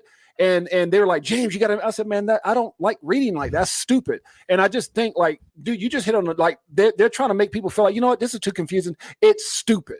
And I think that's really what I got out of what you just said, Mike. Like people, they're scaring people so much. They're like, you know what, this is stupid. And look back up and it's like, oh my God, XRP is $100 or whatever. Let's just open our eyes. Let's open our eyes because like I said earlier in the stream, they almost had to kick me out of Blockbuster at one point. I mean, I was probably the last customer in there trying to look for the last few movies of there. I'm trying to rent it. They're trying to sell it because they're closing the doors, and nothing in my logic told me Netflix was going to be the next biggest thing.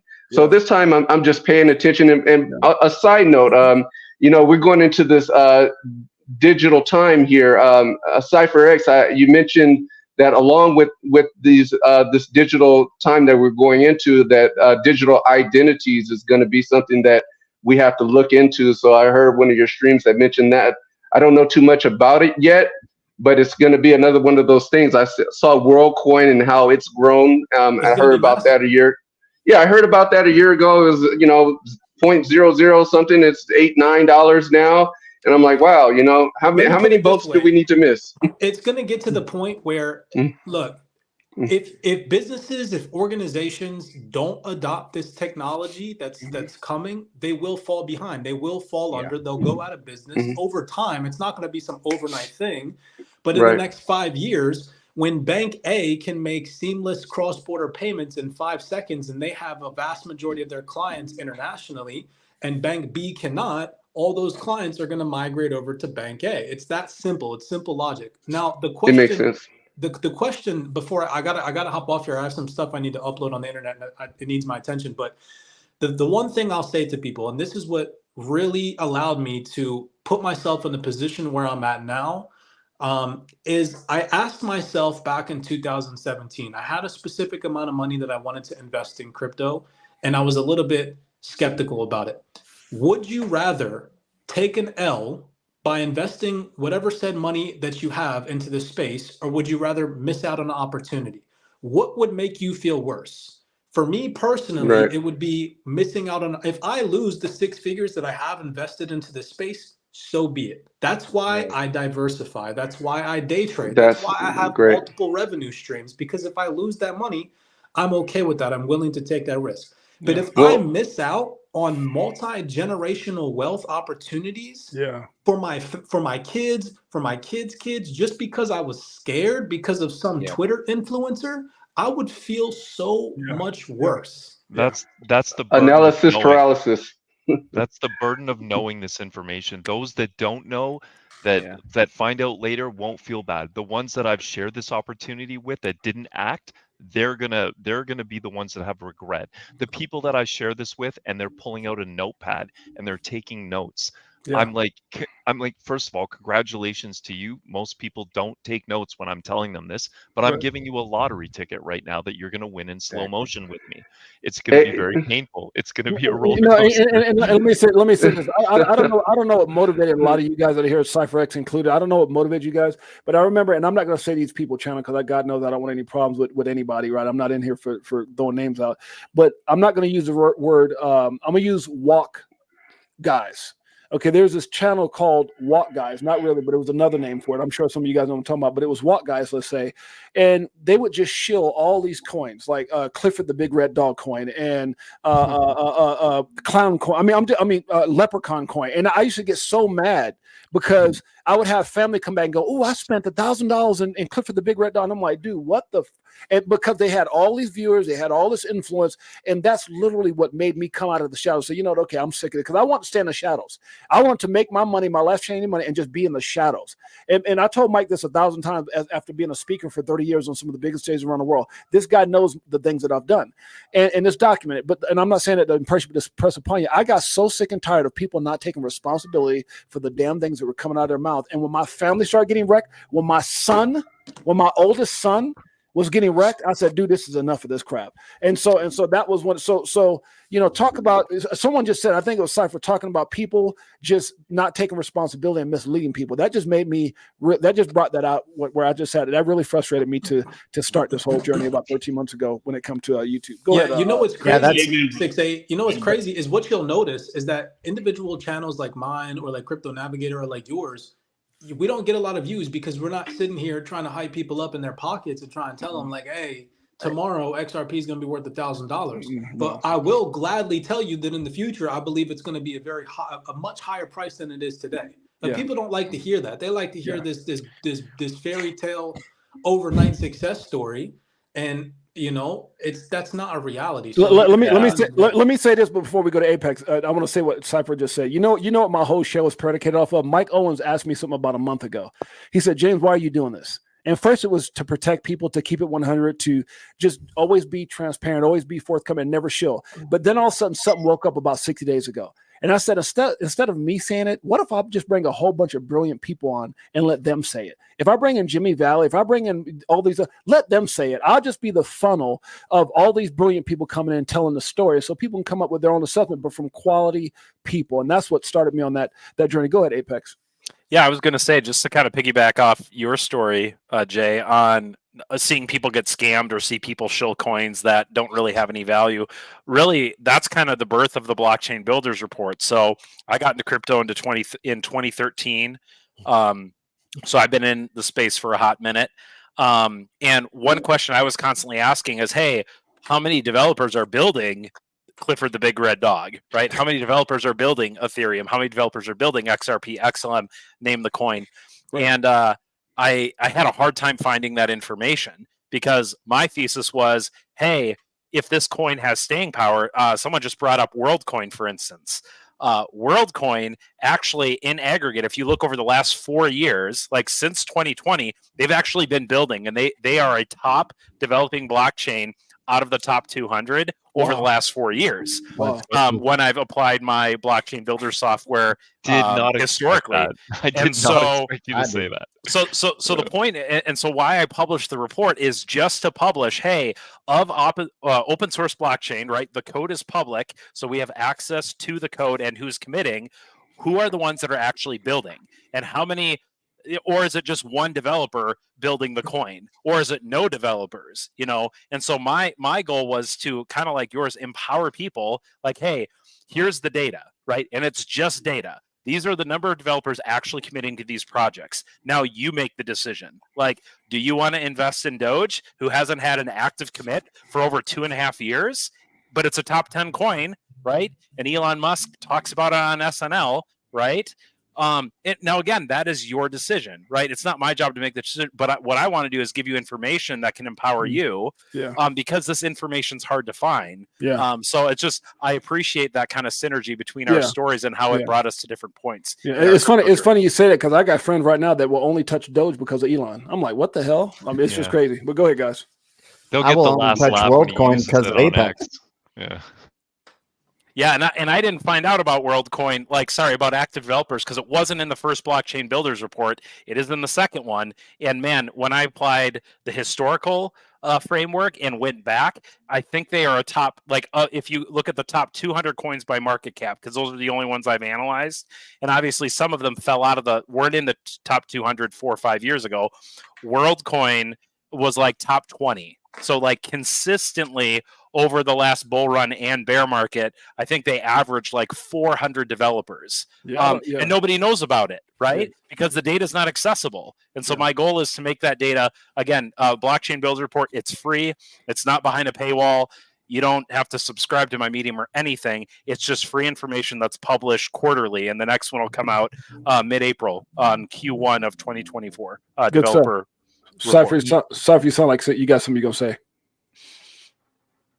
Cypher, we lost you. You're muted. You're muted, brother. On mute. It says 2 seconds. 2 seconds. Oh, Okay. peace out. Oh, no. Yeah, that's either 2 seconds or a peace out. Yeah. No, we still can't hear you. You're muted, brother. Oh, thank you, Cypher. All right. Much love, brother. Much love, Cypher. Much love, man. Cypher. GDLT, you had something to say, brother. Oh, I think he was talking about WorldCoin. Yeah, I mean, using Apex's blockchain builders report has helped out my channel tremendously in trying to find good quality projects as well, and to Nice. we were believers of the WorldCoin when it was released just because of the interesting timing of it. And I mean, you got Sam Altman entering the game, that's a big deal. That already makes him probably the biggest name in crypto in my opinion, because he already has such a big impact he knows how to get mass adopted. right. So that's where we weren't sleeping on WorldCoin when it gets released and it's it starts hitting $1 and we're so blockchain builders report is a very, very helpful and handy tool. And I do recommend it for anybody who is in this space who is trying to share information on projects. Having the blockchain builders report is a good tool to reference. Love it.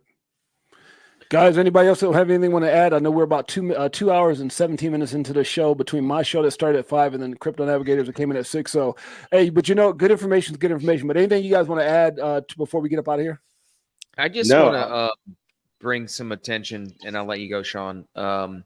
So we're moving into this quantum system now, and I do believe with AI and everything fastly moving. I mean, I'm even looking into it to help me in my day-to-day. I think a lot of people in the same space are kind of doing the same thing. I'm embracing technology because I know it's here to stay. It's not going to not happen. Going back to the question, for me, I know that they're going to adopt this technology. It's not a matter if, it's going to be a matter of when. So I've always had that sentiment of I'm going to be early. I'm going to be in a place where I'm going to be positioned, grandfathered in, let's say, whatever law is set in the stone. We're early enough that we're grandfathered in. So I'm excited about that for the most part. But I'm also really paying attention to the next stage. What's the next stage? AI is going to be the next stage, and how it's going to affect some of these cryptos and or are they quantum resilient? It is kind of like where I'm kind of going to be going in the next couple of weeks. That's main focus lately. And I just wanted to say real quick on top of the AI thing. It's very funny that blockchain is also being developed alongside it, like the timing of AI development and blockchain in parallel. These are the I understand they're digital assets, and they're also currencies, but they're digital assets, right? So they're tools. They're tools for these machines and the AIs and for us to be using. And I want as much of this. I don't want the AI and machines having more than me. I don't want them having more than us, because then it turns out to be Terminator land. So yeah, exactly. Frankie, you got anything you want to add, brother? Oh, you're muted, Frankie. Muted, Frankie.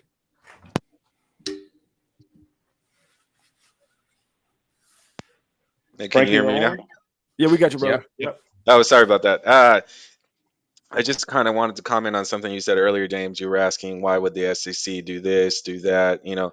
I was just thinking from an average person's perspective, right? Because I had asked a question to my boss. I was like, "Hey, are you going to invest in BTC or any kind of cryptocurrency?" He's like, "There's some things I don't touch, my friend." And I was just thinking, like, what? What?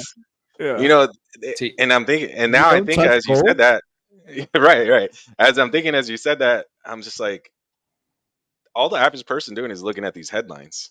You know, they're looking at these headlines. They're being fears being poured into them. You know, and like you said, what's the one thing that keeps people away from investing in their future? Or Cypress is talking about that fear, right? So if we keep enough fear in the general population, you know, they're not gonna come out of this gold rush, this technological boom on top, right? So I mean, the goal is to keep, you know, the rich richer and the poor poor, right? Eliminating the middle class, right? And this is all just part of their plan, right? But if you keep people saying, oh, XRPs, you know, they have to pay us 2 billion, then it looks in the public's eye like they did something wrong, right? So what Frankie's saying right now, I want to stay on this, guys, before we get out of here, because that's really big. A lot of us that are in crypto, sometimes we're so smart that I don't think and I say this very kindly, I don't think we comprehend what the guy who's just looking at this from afar is thinking. And Frankie, what you're saying is right on, brother, because there's more people that are outside looking in than people looking in.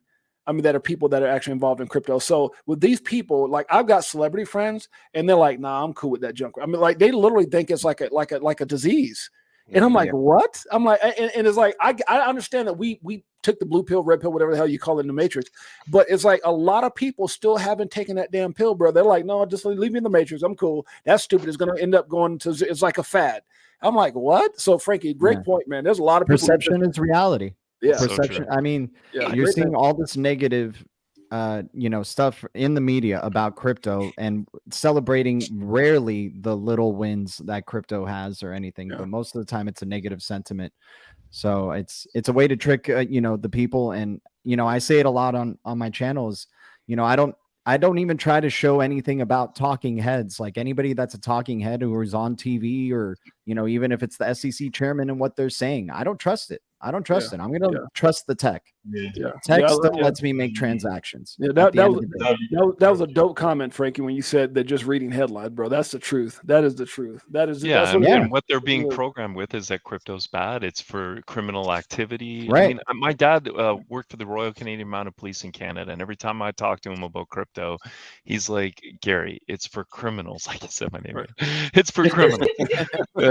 And so I'm just like, I'm a criminal, buddy. I'm gonna be the stupidest billionaire ever. You're gonna be Tony Montana, man. But the funny thing about it is that when you do talk to these people, like Frankie was talking about his boss, the only thing they reference to is the crap that goes bad in crypto. Oh, that FTX thing with the sandbag. That's all they do. They don't talk about any of the good or the fact that oh no, that's it's just crazy, bro. That people really feel that way. It's sad. Well, because technology is really hard for people to adapt. It took years for people to adopt the internet. When it first came out, see, I'm old enough that I can see, how innovation has come. I missed out on a .com bubble. I missed out on Amazon. I literally had a family member come to me before eBay was even public, offer me the pre-IPO, essentially, whatever they had back then. At pennies on the dollar, and I could have invested about $500 into it. I said no.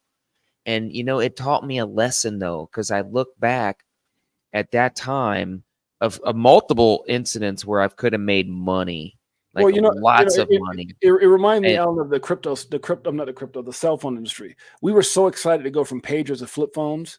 And then all of a sudden they came out with these damn, and I remember we had a chain, me and my wife, we had a chain of cell phone stores. You probably remember that, Frankie, in California.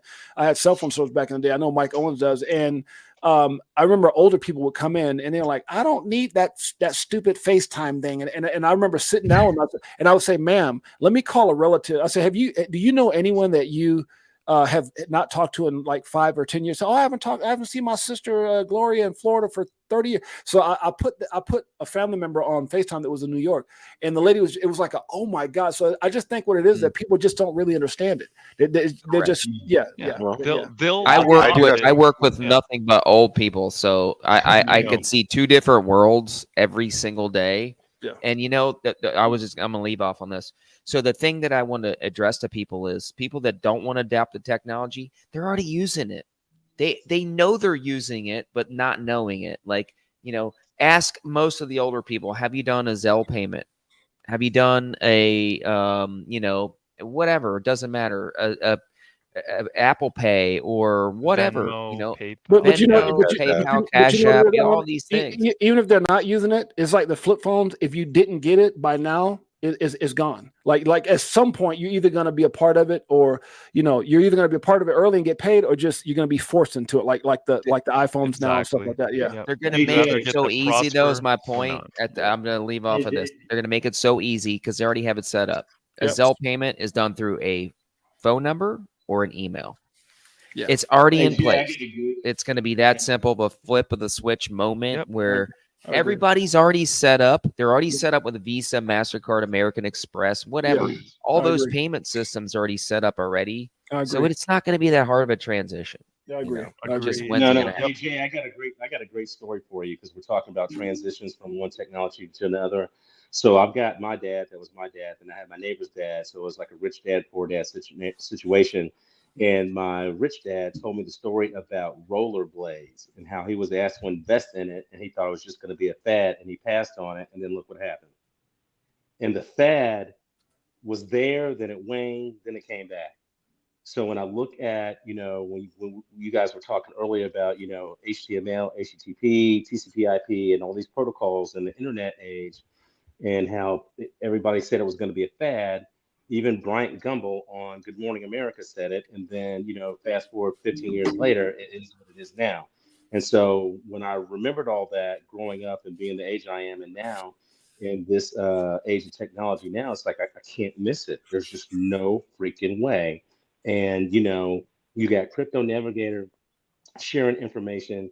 You got Frankie, you got GDLT, Dual, Apex, 68J, yourself, sir, providing a platform and, getting live with 700 people. That makes an impact. And so I appreciate all you guys. And I think that we're still early. I think we're transitioning right now from the dial-up age. So early. Not going to the Ethernet, or Ethernet connection, but we're transitioning. So I'm glad I'm here. I'm glad to help out. Whatever I can do to help anybody out, I'm always here. Just hit me up. I appreciate you, brother, and I appreciate everything that you bring to the table and your support. So, guys, with that being said, I think we're gonna wrap it up. Unless there's something else you guys want, we want to say we're almost on 2.5 hours. It's been phenomenal. We're still 790, almost 800 live viewers right now, and I think at this point we've got about 4 of us that have already moved on, and I've got my daughter, her boyfriend, and my mother-in-law all here waiting for me. They've probably been waiting for us to go to dinner for about 2.5 hours. So, love you guys, appreciate you guys. Anything you guys want to say before you get out of here? I have one quick question for the group, and that is this. Yes, sir. At the end of this bull cycle, 12 to 18 months from now, if XRP has not hit all-time highs, what are we going to do? So what? We're going to still wait around? Yeah, I think I'll say this for me real quick. I'm not in it for a few bucks, and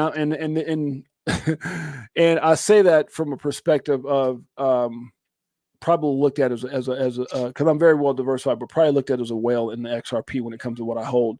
But I'm not in it for a few bucks. I'm not in it for $5. I'm not in it for 10. I'm in it long term, and that's why I say, most people got a plan A, which is what we pay our bills with. Plan B, which is probably crypto, will set you free. But I think we need to have a plan C, something that kind of keeps us occupied while we're waiting. Because if it's like, for an example, Mike Owens got out of here. Mike Owens, and I hate to say this, but the dude has made so much money on everything other than XRP. Like every time I turn around, he's made it was like 60 days. He made like $300,000 in one coin. Like in 60 in like literally 90 days, and so it's like, but that's not XRP. So you just got to be diversified. You got to get into other. And here's the truth: even though we support this incredible asset, it's one of the worst performing assets right now. Absolutely, and that's why I asked the question, Jay. It's like, what would cause us to abandon our XRP bag? Would it have to be partners with Ripple starting to denounce that they're ever going to use Ripple payments? Like, what would be the catalyst to cause us to reevaluate the position that we have? I know G's going to have an answer. Yeah, go ahead, G. Go ahead, G. Yeah. So what? And I don't want to take up too much time because I know you're trying to wrap up the. No, you're good. No, take them. No, I'm good. I'm good. But I do know. That's an important question. No, yeah, I've invested in XRP. I've tried to think of every possible outcome of like, okay, they're going to try to FUD the crap out of you out of this asset. So what if Ripple actually fails? What if like Ripple doesn't succeed? Right. But XRP Ledger and XRP is still around as a technology. You could still use it for what it needs to be used as, right? So then what if some other company comes out of nowhere and starts using XRP, the digital asset, which was once probably, if this ever happened, would be considered a dead asset that, you know, there was no activity, you know, Ripple failed, XRP Ledger is failing. And then what if it leads to some other, you know, community member or collective of community members to rise up and make the XRP, you know, I'm prepared for any type of narrative is what I'm saying. Like point. Ripple failure, maybe Interledger succeeds, right? Yeah. Interledger protocol connecting all ledgers and stuff and making payments happen across the internet. Like maybe that succeeds bigger than Ripple themselves said Interledger is bigger than Ripple. So, you know, there's other things. Yeah. That I think if they could do something to overall make XRP and Ripple fail, then the ecosystem as a whole is in trouble. If they can take a company like Ripple, who's done, I mean, because what are they doing? Are they trying to build the world's greatest Rubik's Cube? Are they trying to redo the way we listen to music? I mean, are they trying to? No. So people have to understand this whole. Let me say it like this. Mike Owens was talking about blockbusters to Netflix, and we're talking about cabs to Uber, and we're talking about hotels to Airbnb. That's small. That's peanuts compared to the whole financial system. That takes time. And so if we understand the time frame in which this takes, the rabbit versus the hare, I'm not a rabbit. I'm in this. I'm not the hare. I'm sorry, the hare versus the tortoise. I'm the tortoise in this thing. When I signed up, I understood exactly what I was investing in, and I believe everything that's going on as far as the evaluation from what Ripple said, what Jimmy Valley and those guys. I understand the long-term strategy here and what it's going to take for them to adopt that. So I'm in it for the long run. If it doesn't happen in a few years from now.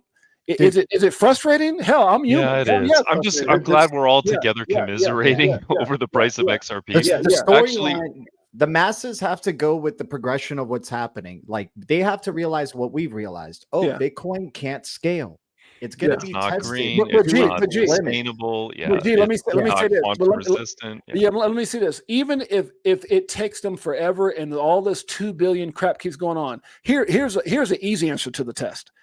If Bitcoin goes up and they push this asset up to 250,000, 500,000, we're going to go up regardless. It's not the results we're going to be looking for, but just predicated off of that narrative, we'll see all-time highs. I agree, and that's why I'm saying if we don't, that's the thing. Like, I can't see a scenario in the next 18 months where we don't break $4. Bro, let's zoom out. Let's zoom out for a minute here. Watch this, dude. Let me say this real quick, Kripna. If Pepe and these dumb ass assets. I'm sorry, guys. I don't want to talk about an asset because I feel bad because somebody probably got their whole, whatever in it. But let's just say Chicago coin. If that moves up with Bitcoin, if it moves up with Ethereum, which I think all assets will go up at some point. I think if we just go up, what is it? I always say when Bitcoin dips, we dip just like that. If it goes up, we go up just like that. So I think in that just like that scenario, I think we're going to move up regardless. I think we'll see if there's a $100,000 Bitcoin, you're probably going to bust a couple dollar, maybe like $1 something XRP. If we see a $250,000 Bitcoin, you're probably going to have like a $4 or $5 XRP. I'm just saying, at minimum, at minimum. We hit $2 at 69. If Kathy Woods with ARK Investment and these brilliant people who are pouring all this money in from if that happens, we'll see a freaking $10 XRP someday just by now. God forbids it's actually utilized for what it was created for. If that happens, now Brad becomes a genius from the flip the switch comedy made or Rosie Reels. Like these people, it's almost like this, guys. Somebody told me a long time ago, well, do you think Elon is crooked for pushing Doge? No, I think Elon in his heart really believes Doge is a people's coin, and he's going to do everything in his power to add it to SpaceX. He said so in an interview. I'm telling you, those exact words. That's why he endorsed it. Exactly. Because several people asked him when he walked by, "Hey, have you heard of Dogecoin?" And he goes, "Hey, if Bitcoin Bitcoin's the coin for everybody, but the people's coin's Doge. He's going to endorse Dude, Doge. he spends all his they needed to say was XRP. Why didn't they say XRP? But here's my point, brother. He spends his little hour on Saturday Night Live talking about a freaking a joke coin. No, he believes. So and so he's not going to risk his reputation and his, who he stands, his integrity for that. Neither will Brad Garlinghouse. I don't believe these guys are doing. So you're going to fight the SEC because you're rolling dice. You're fighting the it's the things that we don't know that is driving us crazy. It's the things that they do know, which is why they fight the damn fight. So all I'm saying is, if you believe in Ripple, XRP, the utility, and the fact that they're not making, guys, look, I got to say this. They're not forging partnerships with movie theaters. They're not forging partnerships with Toys R Us. They're forming partnerships with governments. What the hell did those governments see in order to make their whole government, their country? Dude, come on, wake up. Wake up. The banks, and you're talking about brilliant legal. I mean, wake the freak up. I almost want to say other words like, wake up. Like they got the greatest partnerships on the planet. They're building when everybody was running, when the damn market went down. They were building, they were hiring, they were acquiring these companies. Wake up, know what you hold, or go back to your goddamn job. That's all I got to say. You know what it's like? We got what, $2.5 trillion in the market cap right now. Yeah. Okay. We have quadrillions coming in the G. I want you to go after this. We got quadrillions coming into the marketplace. Yeah. This is a slow rollout because we have so much money that's going to come into this asset class that it's going to take time. Not only is it going to take time, but there is going to be so many, like, lower level put in there, all boats are going to rise. Yeah, there's so many boats are going to rise. Somebody told me, you have a whole emerging, a complete old system going away, and all that money has to be tokenized. Here's the answer. The narrative has to play out. We all have to experience it. It can't. Yeah. We know what, like, it's like for us, we're watching a movie and we know we've seen this plot, or like know how it ends. Yeah. Right. Yeah, There's people who don't know, right? They're watching it like, oh, I guess you've just seen a lot of movies or I had a very wealthy person tell me something a long time ago, because Mike O, Cypher X, myself, and others who've broken that I want to get rich moment. Here's the thing, guys. I had a wealthy guy tell me this a long time ago. The greatest thing about opportunities like crypto, and I'm gonna even say YouTube as influencers, is that anybody can do it. That's the greatest thing about it. And the worst thing about crypto and things like YouTube is anybody can do it. That's the freaking problem. Opinions are like assholes. Everyone has one. It doesn't mean you necessarily want to follow. So the point I'm trying to make, guys, is that you just got to wake up. And if you got doubt and you don't understand, educate yourself. And then when you're tired of that, educate some more, because if you really understand what's going on. See, I'm not following the people who are following a Chicago coin. People say, James, how did you become successful in life? Just following what the successful people are doing. So just figure out what your plan is. Figure out what you want out of this. If you want to jump out at $5, then just wait for Bitcoin to go up and you get a $5 XRP at some point. Yeah. If you're in this for the long run, for your family, family like Cypher X says, then damn it, wake up and do something. Because if you continuously do the same thing over and over, it's called insanity. Well, if whatever you've done in your life has got you God, I don't even know how to say this without sounding jacked up. Wherever you are in life is predicated off of what you've done and the work that you put into it. If you want more, damn it, then stop doing more. Stop thinking you can do the same crap and getting easy answers on YouTube that's going to make you rich, because it's not going to work that way. And you're going to have doubt, and you're going to have frustration and all these different things. You got to upgrade your mindset, and everything around you will upgrade. With that being said, guys, I got to get up out of here. I hate to hit end when everybody else probably wants to keep talking, but I got to go. I got family that's probably going to disown me here in a minute. So no, it's all good, Jay. Thank you so much for doing this. And hey, man. Navigator, you as well. Absolutely, guys. Appreciate you guys. You guys are my brothers, and we'll see you guys soon. For everybody else out there, thank you guys for being out here. It's your boy James, aka 68J, Crypto for Life and Crypto Navigator, GDLT, DJ Jazzy XRP, Dual Citizen, and everybody else that was on the show. God bless you guys. We'll see you guys soon. Peace. All right, guys, we're off here.